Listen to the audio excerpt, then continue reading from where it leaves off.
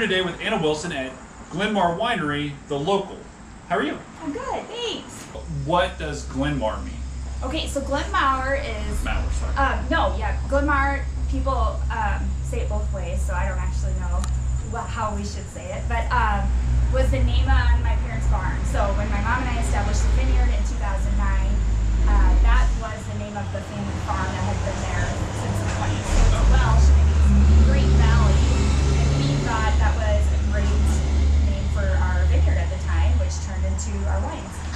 And what got you into wines? So my mom did excavating for 30 years with my dad. Yep. So they ran a business, and I grew up as a kid with my parents running this business, and she wanted a different avenue wanted to get away from running heavy machinery, and so she was interested in wines and a vineyard, and we talked about it, and so we decided to learn about grapes and wine together. So we went in on it, and we dove first into being vineyard growers first and then making wine.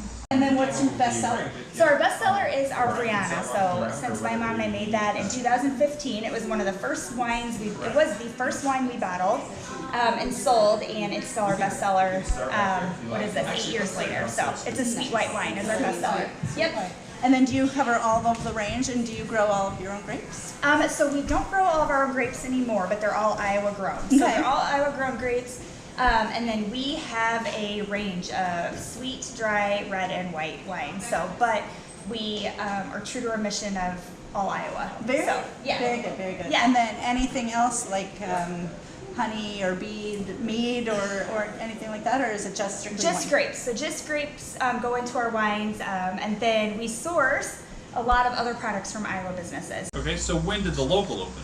So the local opened 10 years after we planted our vineyard. So we planted our vineyard in 2009. We opened this place February 1st of 2019. So a lot of people don't know that we have been working the business 10 years before we even opened this location. Nice. Well, and there's a lot of different stuff inside, local products and the wines and the beers and everything. And you got this outdoor patio and whatnot. So tell us how you got this next phase of it. So my grandma, this building has been in my family, my dad's family. My grandma owned it, his mother, since the early 80s. So then it made sense to be in Mount Vernon. It was a big enough community we thought would be able to support this with close radius to Cedar Rapids and Iowa City. It was a historic location, and it just had a really good feel for what we were aiming to do. So my parents are building owners, and then my mom and I are business owners of the business. So we kind of spent 2.5 years renovating the space. We were Main Street Challenge grant winners, so with the IEDA, so that helped us, and we took, like I said, almost 2 years, and here we are, 2019. We opened, obviously right before the pandemic hit. Yeah, we saw the mural upstairs that was covered up at one point. Yes. So that's awesome. Yeah. Get it restored. It's a beautiful building. You were recently in the competition for Open for Business through the state of Iowa. Yep. So to do your next phase of what you wanted to do here at Glyn Mawr. Yes. So tell us about the next phase. What's next? So the next phase, we opened as a winery. We have 2 bars downstairs and upstairs. We added the retail. We also do a lot of private events. So this lower space in here, we did over 50 private events last year, in addition to all of our public events. So, but the one thing missing is food.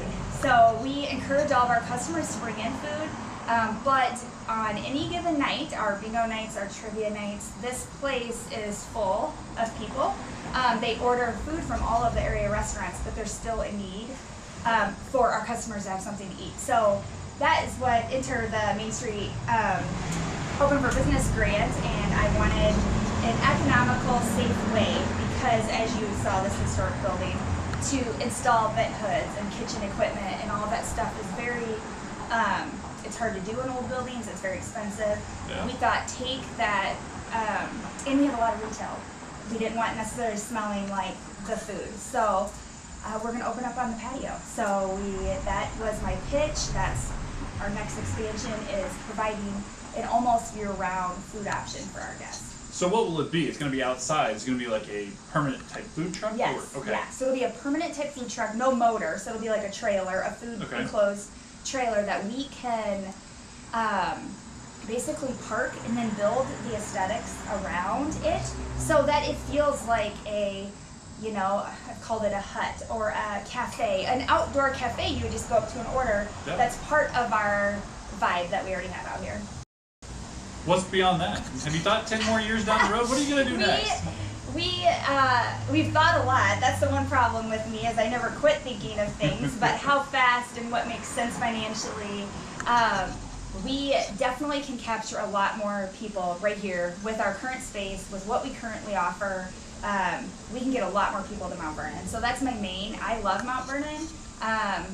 People sometimes refer to me as like the Mount Vernon hike girl, but I want to bring as many people to this awesome town that I've decided to make a home. I've decided our kids go to school here. We have our business here.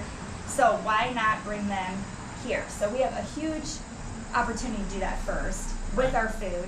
And then, I don't know, we, you know, more ideas kind of come our way as we get more experience. So we'll see if another location, I have no idea, or, but probably another expansion. Okay. In the next 5 years after the food. I won't say what yet, but plenty of time. Plenty of time. Most likely another expansion.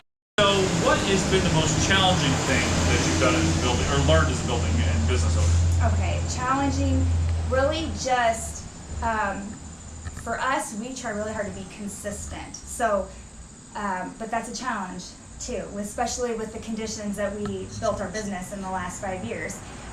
So trying to stay consistent enough that our customers know what to expect, but also be open-minded enough to keep things changing, especially if things aren't working or if there's a place to grow. So, and then other challenging things is of a small business owner is the time and money struggle. So there's so many more things I know I could be doing. There's not enough time to do them all, and there's not enough money to delegate it all out and hire it out, because that will never work in the books to do that. At least not when you're still growing, which we are definitely still in that stage of getting our feet under us. So trying to get your hunch, stay consistent, see it through, and then kind of see where your growth is and what you can delegate. So okay. lack of time and money, I guess, is everybody's problem. Yes, everybody's problem. So still a challenge with small business. Yeah. Right. Obviously, I asked you this off camera, but Glyn Mawr Winery, the local, that's a bit of a mouthful. Yes. So how do we get to that name? Okay, so we are Glyn Mawr Winery. When you manufacture wine, you need to be, your business is your winery, and we were originally Glyn Mawr Winery, but when we opened our brick and mortar here, we wanted to have a nickname for the place. So we offer a lot of local products. It's kind of one of our missions here, so we nicknamed our place the Local, and that's what all of our customers refer to it as. So it's Glyn Mawr is our brand. The Local is this brick and mortar location. Okay. It's nice when you get to nickname yourself and not have other people create nicknames for you. Yes. So you have some really awesome locally made products. You want to tell me about first tell me about the shirts. Yeah, so our t-shirt line is, we sell a lot of t-shirts. So last year we actually sold over 1,000 t-shirts in 1 year. And the great part about that is they're made a couple blocks down the road at Costume here in Mount Vernon. So I'll design them, or they'll come up with the designs, or we'll work on them together. And so I always tell people it's a win-win. So it's two local businesses in one. Yeah. And then of course we have our line of wines. Yes. So yeah, the bottles and the labels are beautiful. Thank you. Who came up with your logo? So those are my designs. So I have no design background. I have someone else who live at Costumes a Designer. So I kind of have the image of what I want to do and come up with the design, and then she fixes it professionally. So I see the candles, and you've got some fun things to hang on your wine bottle.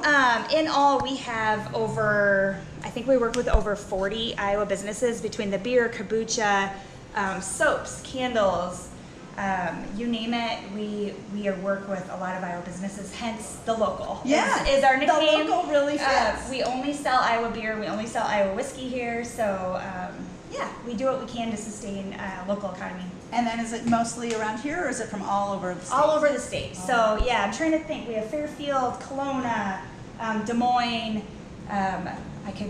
Let's see, Bass Farm's right here in Mount Vernon. Okay. So yeah, so we try to, if we see a good product, if we've met them at a previous market, we figure out a way to try to bring them into our mix. So Well, I really appreciate that you buy local and then you keep people buying local when Yes. they come in here. Yeah. And we love that. Tell people how to find you. okay, so you can find us by going, we have a great social media presence on Facebook and Instagram. You can follow Glyn Mawr the Local. We also have our website, glynmawr.com, and then you can sign up for our email newsletter, and I send those out once in a while, and listen to our Facebook Lives, and just kind of come see all the things we offer. So we're at 103 First Street in Mount Vernon. So what do you think? I love this place. I love the brick, I love the mural, I love the floors, I love the idea of putting their whole kitchen in the outside so it doesn't affect what they've already got going on. I know, and you don't think a lot about when people set up to think like, oh, I'm going to open a store, and they know they want food at some point. Yeah. They sort of build it out even if they're not ready to I'll be open. right with But you. instead of doing that, they're like, oh, you know what? Let's get everything else. Oh, we're missing food. How do we add it in? And then they did something so cool in that patio area, like both of them, Creative, just creative. all three of them. There's Yeah. 3 patios. Yeah, that's right. And I love that they like to support local. So Yeah. most of the things in the store are local made or Iowa made at least. Well, a lot of people don't think about it as something that a lot of small businesses do. They support other small businesses. They go to that local hardware store. They order from a local-based restaurant, and they have like staff days or whatever it is. You just don't think about it as much. So when you have somebody actively promoting it, maybe you've got their nickname based on it. That's very cool. Especially in a rural community.